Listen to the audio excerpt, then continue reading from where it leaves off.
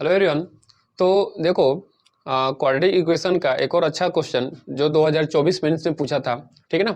तो चलो देखो क्वेश्चन देखते हैं। क्वेश्चन है यहाँ पे, the sum of all solutions of the equation 8 की पावर 2x माइनस 16 इंटू 8 की power x plus 48 equal to 0 each. चार ऑप्शन है तुम्हारे पास, ठीक है। अभी क्या करो, कुछ टाइम के लिए वीडियो पॉज करो और इसको खुद से ट्राई करो, ठीक है। तो चलो हम इसका सॉल्यूशन देखते हैं। देखो क्वेश्चन आसान है, देख करके घबराना नहीं है, सिंपल। देखो क्वेश्चन क्या दिया हुआ है, क्वेश्चन है हमारे पास 8 की पावर 2x, ध्यान से देखते रहना, ठीक है, माइनस 16 इंटू 8 की पावर x, ठीक है ना, प्लस 48 इक्वल टू 0, ठीक है। अब यहां पर हम करेंगे क्या, ध्यान से देखो, एक्सपोनेंट का जो बेसिक लॉ है उसका यूज करना है, ठीक है ना। ध्यान से देखो, तो ये जो 8 की पावर 2x, राइट, यहां पर इसको ऐसे हम लिख सकते हैं क्या, 8 की पावर x का होल स्क्वायर माइनस 16 इंटू 8 की power x plus 48 equal to 0। अब यहां पर क्या करना है तुम्हें कि लेट, अब यहां पर क्या करो कि 8 की पावर 2x को ना थोड़ी देर के लिए 8 की पावर 2x को हम t मान लेते हैं, ठीक है। 8 की पावर 2x को थोड़ी देर के लिए t मान लो। तो देखो ध्यान से, अब जैसी लेट 8 की पावर x को क्या मान लो, t मान लो, सॉरी 8 की पावर x को t मान लो, ठीक है।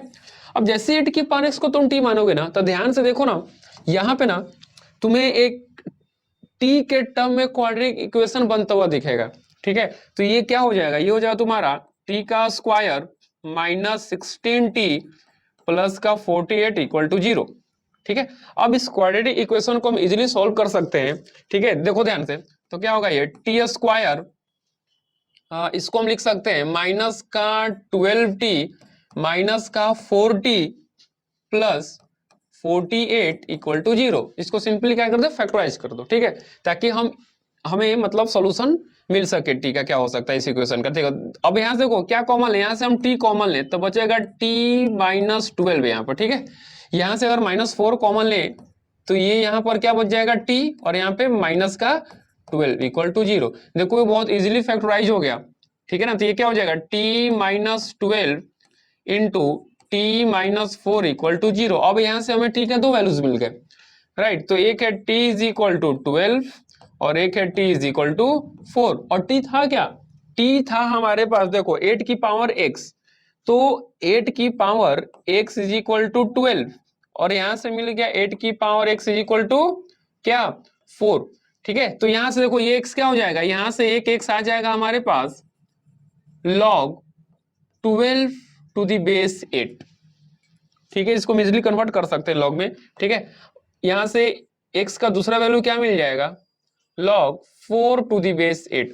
पूछा क्या है, सम ऑफ सॉल्यूशन, सम पूछा है ना, सम ऑफ ऑल सॉल्यूशन। तो हमारे को देखो यहाँ पर दो सॉल्यूशन मिल गए इनका, इसके बाद क्या कर दो, सम कर दो। बेसिकली क्या है ये, इसके सॉल्यूशन है, इसको तुम x1 x2 भी मान सकते हो, इसमें कोई दिक्कत नहीं है, ठीक है। तो इन सबको ऐड करो, इसको मान लो तुम थोड़ी के लिए x1, इसको x2, ठीक है। तो देखो यहां से x1 प्लस x2 अगर ऐड करें हम, तो हमें मिल जाएगा यहां से log of 12 to the base 8 plus log of 4 to the base 8। अब सिंपल लॉ का प्रॉपर्टी लगाना है यहाँ पर, बेस सेम है तो नंबर क्या होता है, आपस में मल्टीप्लाई हो जाता है। तो ये क्या हो जाएगा, ये हो जाएगा तुम्हारा log ऑफ 12 4 कितना हो जाएगा 48 टू द बेस 8। अब ऑप्शन तुम चेक करोगे तो ऑप्शन कुछ भी इस तरह का अवेलेबल ऑप्शन नहीं है, ठीक है ना। बट अब हमें क्या करना है, इसको ध्यान से देखो। अब यहाँ पर इसको हम, ये जो 48 है ना, 48 को हम 6 इंटू 8 में कन्वर्ट कर सकते हैं, राइट।